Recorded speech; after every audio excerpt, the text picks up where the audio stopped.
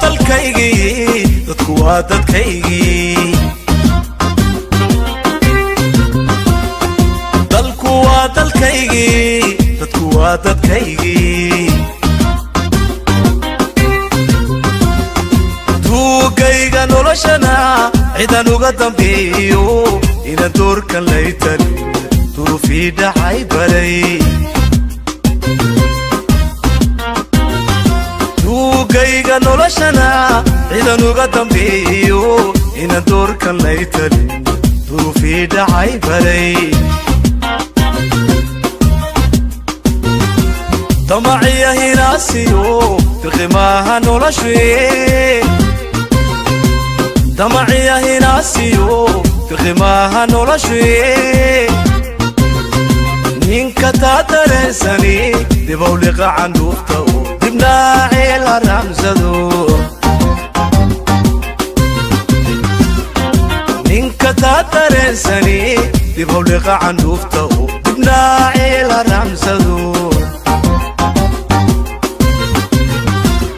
nikaan daris wanaagiyo inaan laba dal noqoniyo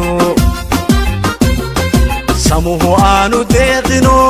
waxba hay dardaar warin taniba way ku yeelsiin nikaan daris wanaagiyo inaan laba dal noqoniyo samuhu aanu deeqino waxba hay danaynine cirka sare barsoo dumiyo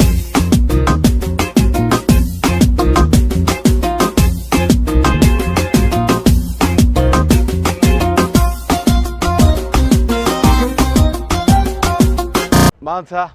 madaarka cigaal international airport ee caasimadda dalka jamhuuriyadda Soomaaliland magaalada Hargeysa waxa ka ambaxaya madaxweynaha dalka jamhuuriyadda Soomaaliland mudane Muuse Biixi Cabdi iyo wafdiga hogaaminayo madaxweynaha iyo wafdiga hogaaminaya waxay u kicitimayaan wadanka boqortooyada Sacuudi Arabiya si ay u soo gutaan waajibaadka xajka maadaama ay nahay ummad islaama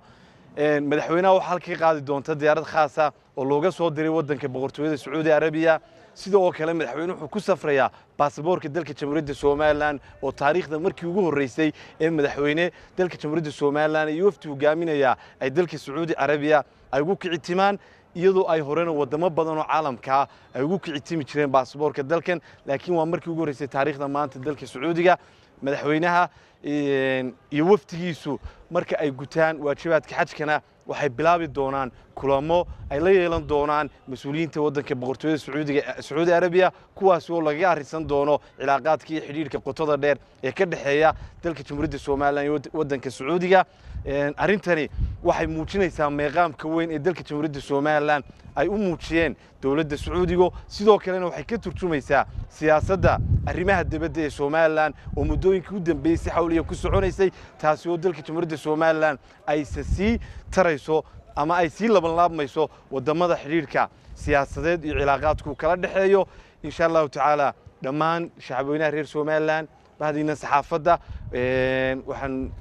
aynu rajaynaynaa wafdiga madaxweynaha Ilaahay inuu nabad ku gaarsiiyo axmaasha saalixa iyo cibaadada ay u tagayaan Ilaahay uu ka aqbalo